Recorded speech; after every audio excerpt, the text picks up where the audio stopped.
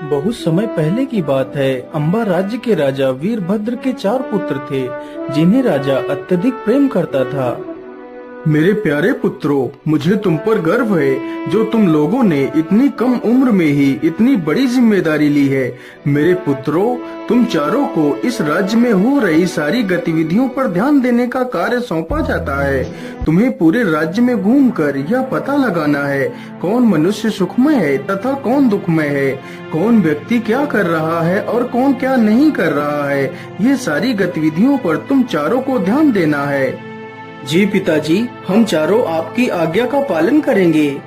पिता की आज्ञा मिलते ही चारों पुत्र राज्य का हाल खबर लेने के लिए निकल पड़ते हैं।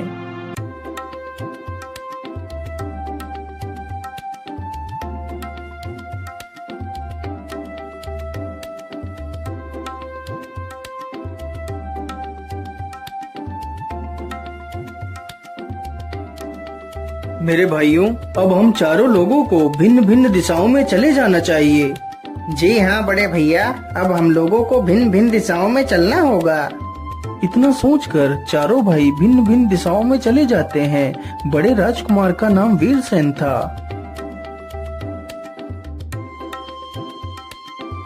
वीरसेन चलते चलते एक जंगल में पहुंचता है तो देखता है कि जंगल में 4 बहुत ही सुंदर घोड़े घास खा रहे हैं। अरे वाह, यह घोड़े तो कितने सुंदर हैं। मैंने आज तक इतने सुंदर घोड़े कभी नहीं देखे और इनकी नस्ल भी अलग है। लेकिन इतने ज्यादा आकर्षक घोड़े आखिर किसके हो सकते हैं? इतना कहते कहते वीरसेन की नजर एक पेड़ पर पड़ती है, जिसके नीचे एक साधु बैठकर अपनी तपस्या कर रहा है। अरे, ये साधु कौन है? कहीं यह घोड़े इस साधु के ही तो नहीं हैं? चलो इसे चलकर पूछता हूँ।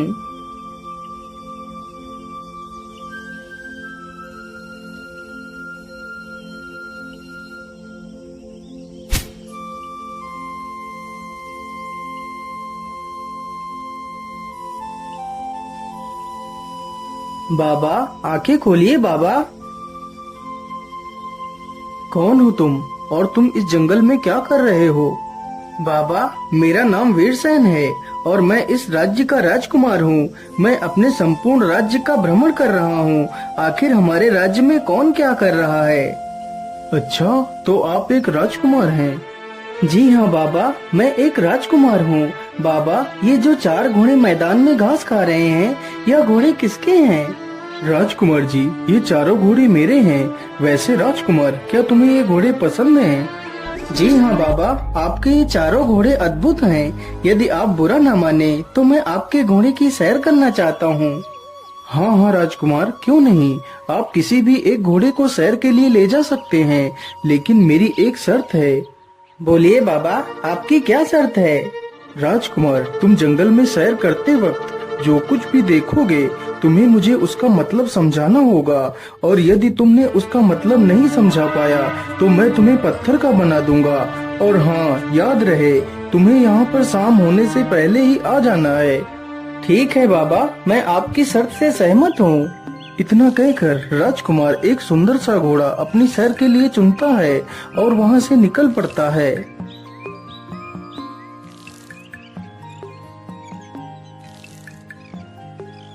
राजकुमार चलते चलते एक विचित्र जंगल में पहुंचता है, जहां राजकुमार देखता है कि पेड़ के ऊपर सब्जियां लगी हुई हैं, जिनकी सुरक्षा कोई जादुई डंडे कर रहे हैं। आखिर ये कैसा जंगल है जहां सब्जियां पेड़ों पर उगी हुई हैं और उनकी सुरक्षा या डंडे कर रहे हैं? राजकुमार यह दृश्य देखते हुए आगे बढ़ता हुआ चला जाता है। राजकुमार को घूमते घूमते काफी समय गुजर जाता है और जल्दी ही शाम भी होने वाली थी। अरे, अब तो जल्दी ही शाम होने वाली है। अब मुझे जल्दी वापस चलना चाहिए। इतना सोचकर राजकुमार वापस चल देता है। राजकुमार चलते चलते उसी जंगल से होकर गुजरता है तो देखता है जो डंडे बनकर सब्जियों की देखरेख कर रहे थे, अब वही डंडे एक हंसिया बनकर उन सब्जियों को काट रहे हैं। अरे, ये क्या? जब मैं यहाँ से गया था तो ये डंडे बनकर इनकी रखवाली कर रहे थे, अब वही डंडे हंसिया बनकर सब्जियों को काट रहे हैं। आखिर ये सब क्या हो रहा है? मुझे तो कुछ भी समझ नहीं आ रहा है। ये सब कुछ देखता हुआ राजकुमार साधु के पास पहुंच जाता है।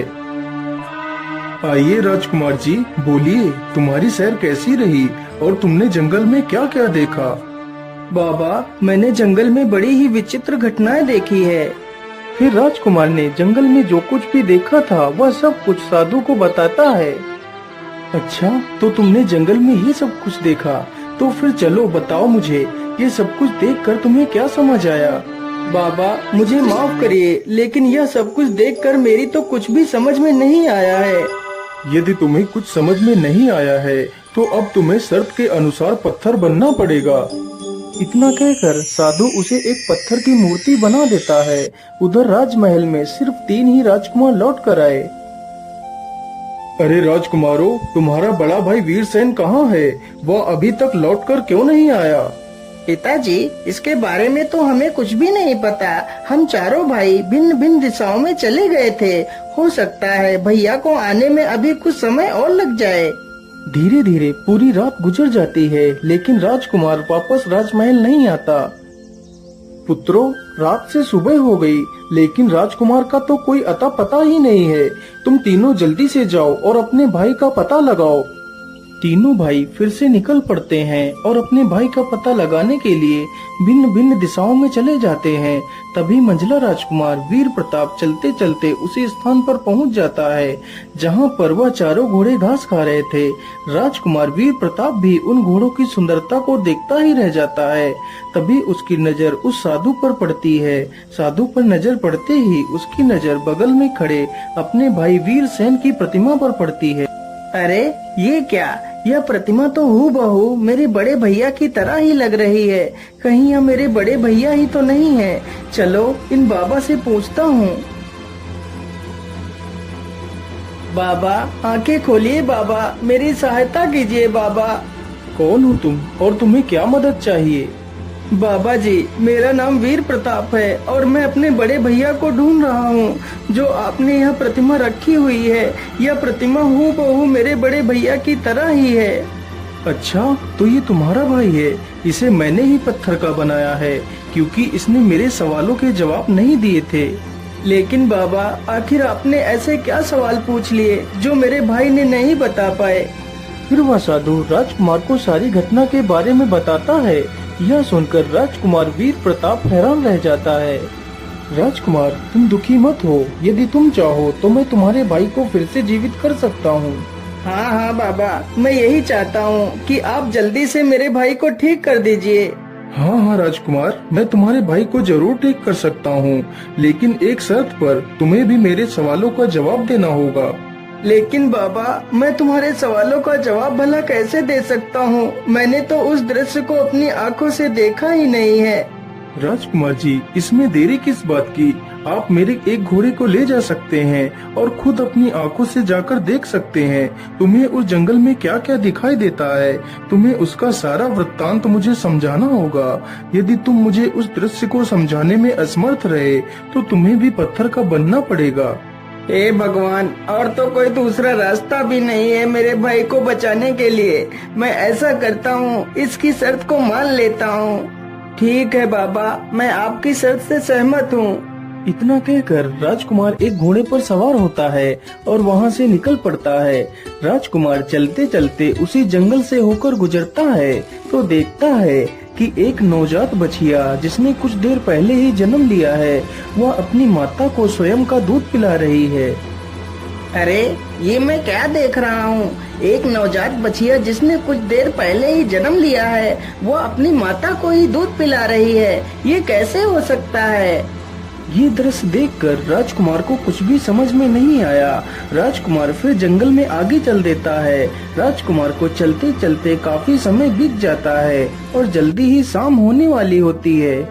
अब तो जल्दी ही शाम होने वाली है, अब मुझे जल्दी से वापस चलना चाहिए। इतना सोचकर राजकुमार वहाँ से चल पड़ता है और शाम होने से पहले राजकुमार साधु के पास पहुँच जाता है। आइए राजकुमार जी, बोलिए, तुम्हारी सैर कैसी रही और तुमने जंगल में क्या क्या देखा? फिर राजकुमार ने जंगल में जो कुछ भी देखा था वह सब कुछ साधु को बताता है। अच्छा, तो तुमने जंगल में ये सब कुछ देखा। तो फिर चलो बताओ मुझे, ये सब कुछ देखकर तुम्हें क्या समझ आया।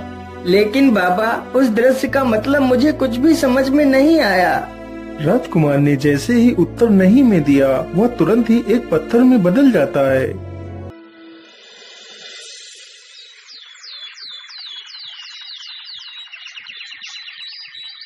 अगले दिन बचे हुए दो राजकुमार विक्रम और चंद्रवीर अपने भाइयों को ढूंढने के लिए निकल पड़ते हैं। विक्रम और चंद्रवीर फिर से दोनों भिन्न भिन्न दिशाओं में निकल पड़ते हैं। विक्रम भी चलते चलते वहीं पहुंच जाता है जहां उसके दो भाई पत्थर की मूर्ति बन चुके थे।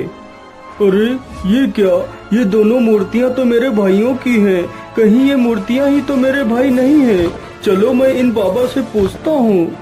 बाबा, आंखें खोलिए बाबा, मेरी मदद कीजिए बाबा। क्या बात है, कौन हो तुम और तुम्हें क्या कष्ट है? बाबा, मेरा नाम विक्रम है और मैं मेरे भाइयों को ढूंढने के लिए निकला हूँ। यह जो दो प्रतिमाएं रखी हुई हैं, यह प्रतिमाएं मेरे दोनों भाइयों की हैं। अच्छा, तो तुम इन दोनों के भाई हो। तुम्हारे भाइयों को मैंने ही पत्थर का बनाया है। ये आप क्या कह रहे हैं? लेकिन आपने मेरे भाइयों को पत्थर क्यों बनाया है? फिर साधु उसे सारी कहानी बताता है और उसे भी वही सारी बातें कहकर जंगल की तरफ भेज देता है। विक्रम चलते चलते उसी जंगल में पहुंच जाता है तो देखता है एक बूढ़ा व्यक्ति लकड़ियों का गट्ठर सिर पर रख कर ले जा रहा है और उसके रास्ते में जितनी भी लकड़ियां मिल रही हैं, वह उन्हें भी उठाता हुआ चला जा रहा है। अरे ये क्या, इस बूढ़े व्यक्ति ने तो सिर पर एक लकड़ियों का गट्ठर लाद रखा है, फिर भी रास्ते में पड़ी हुई लकड़ियों को उठाता हुआ चला जा रहा है। ये कैसा व्यक्ति है? ये दृश्य देखकर राजकुमार को कुछ भी समझ में नहीं आता और वह वापस साधु के पास चला जाता है। फिर वह राजकुमार सारा वृत्तांत उस साधु को सुनाता है, लेकिन उस दृश्य का मतलब साधु को समझा नहीं पाता, जिसकी वजह से राजकुमार विक्रम भी एक पत्थर की मूर्ति में तब्दील हो जाता है।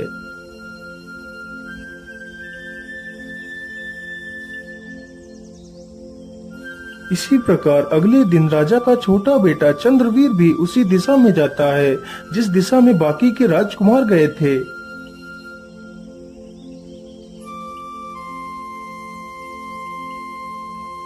अरे वाह, यह घोड़े तो कितने सुंदर हैं। ऐसे घोड़े तो हमारे पूरे राज्य में कहीं भी नहीं है।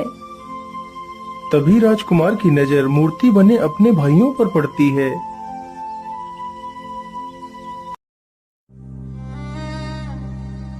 अरे ये तो तीनों मेरे भाई हैं, लेकिन इन्हें तो किसी ने पत्थर बना दिया है। हे भगवान, ये क्या अनर्थ हो गया। मेरे भाइयों को किसी ने पत्थर बना दिया। तुम्हारे भाइयों को मैंने ही पत्थर बनाया है। लेकिन आपने मेरे भाइयों को पत्थर क्यों बनाया है? फिर वह साधु सारी कहानी चंद्रवीर को सुनाता है और उससे भी वही शर्त रखता है जो बाकी के राजकुमारों से रखी थी। राजकुमार चंद्रवीर भी एक घोड़े पर सवार होता है और निकल पड़ता है। राजकुमार चंद्रवीर भी उसी जंगल में पहुंचता है तो देखता है एक बड़ा सा तालाब अपने पानी से 3 छोटे छोटे तालाबों को भर रहा है। यह दृश्य देखकर राजकुमार चुपचाप उस दृश्य को देखता रहता है। कुछ ही देर में तीनों छोटे छोटे तालाब पानी से भर जाते हैं, लेकिन वह बड़ा तालाब पूरी तरह खाली हो जाता है। यह दृश्य देखकर राजकुमार वापस उसी साधु के पास जाता है तो साधु के पूछने पर वह राजकुमार भी उस दृश्य का मतलब नहीं समझा पाता और वह भी एक पत्थर की मूर्ति बन जाता है। उधर जब राजा के चारों बेटे एक एक कर गायब हो गए तो राजा को चिंता हुई।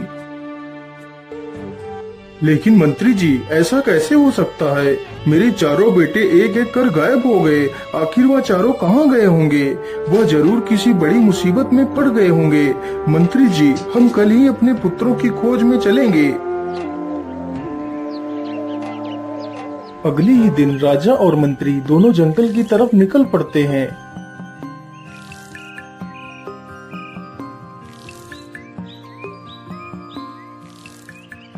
महाराज, हम अपने चारों राजकुमारों को ढूंढने के लिए तो निकल पड़े हैं, लेकिन हम उन्हें ढूंढेंगे किस दिशा में? मंत्री जी, मेरा बड़ा पुत्र दक्षिण दिशा में गया था और वापस नहीं आया। यह बात मुझे मेरे तीनों पुत्रों ने बताई थी। इसका मतलब है मेरे चारों बेटे दक्षिण दिशा में ही गायब हुए हैं, इसलिए हम दक्षिण दिशा की ओर ही जाएंगे। इतना कहकर दोनों दक्षिण दिशा की ओर चल देते हैं। दोनों चलते चलते उसी स्थान पर पहुंच जाते हैं जहां पर उनके चारों बेटे पत्थर बन चुके थे। महाराज, उधर देखिए, कितने सुंदर घोड़े हैं। यह दिखने में तो कितने अद्भुत हैं महाराज। राजा मंत्री की बातों पर कोई ध्यान नहीं देता। वह तो सिर्फ अपने पुत्रों को ढूंढने के लिए निकला था। तभी उसकी नजर उसके पुत्रों की प्रतिमाओं पर गई। राजा समझ गया यह उसके पुत्र ही हैं। राजा चुपचाप घोड़े से नीचे उतरता है और अपने पुत्रों के पास जाता है। आइए महाराज, आपका स्वागत है। तो ये चारों आपके ही पुत्र हैं? हाँ साधु बाबा, ये मेरे ही पुत्र हैं, लेकिन इनका ये हाल कैसे हुआ है? महाराज, मैंने ही इन चारों को पत्थर बनाया है। लेकिन आपने इन्हें पत्थर क्यों बनाया है? क्योंकि महाराज, आपके ये चारों पुत्र मेरे किसी भी सवाल का जवाब नहीं दे पाए हैं। लेकिन आपने इनसे ऐसे क्या सवाल पूछे हैं जो इन्होंने नहीं बता पाए?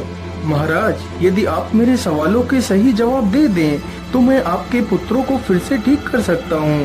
हाँ हाँ, पूछिए साधु, तुम हमसे कौन से सवाल पूछना चाहते हो? महाराज, मैं आपके बड़े पुत्र का सवाल बताता हूँ। आपके बड़े पुत्र ने जंगल में देखा कि पेड़ पर ढेर सारी सब्जियाँ लगी हैं, जिनकी रक्षा कुछ डंडे कर रहे हैं, लेकिन बाद में वही डंडे एक हंसिया बनकर उनकी सारी सब्जियों को काट रहे हैं। महाराज, यदि आपको भी यह दृश्य देखना है तो आप मेरे किसी भी शाही घोड़े को ले जा सकते हैं। नहीं नहीं साधु, इसके लिए तुम्हारा शुक्रिया।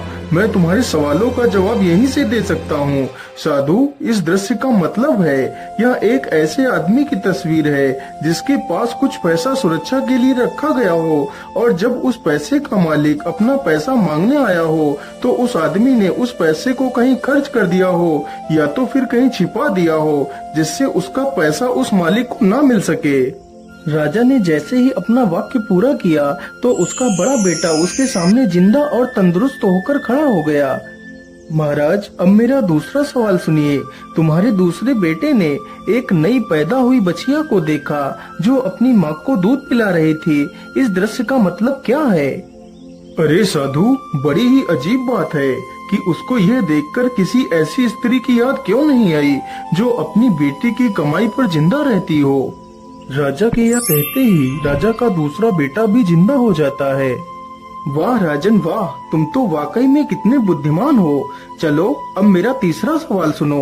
तुम्हारे तीसरे बेटे ने देखा था कि एक बूढ़ा व्यक्ति जिसने अपने सिर पर लकड़ियों का गट्ठर रखा हुआ था, वह फिर भी रास्ते में चलते हुए लकड़ियों को उठाता हुआ चला जा रहा था। इसका क्या मतलब हो सकता है?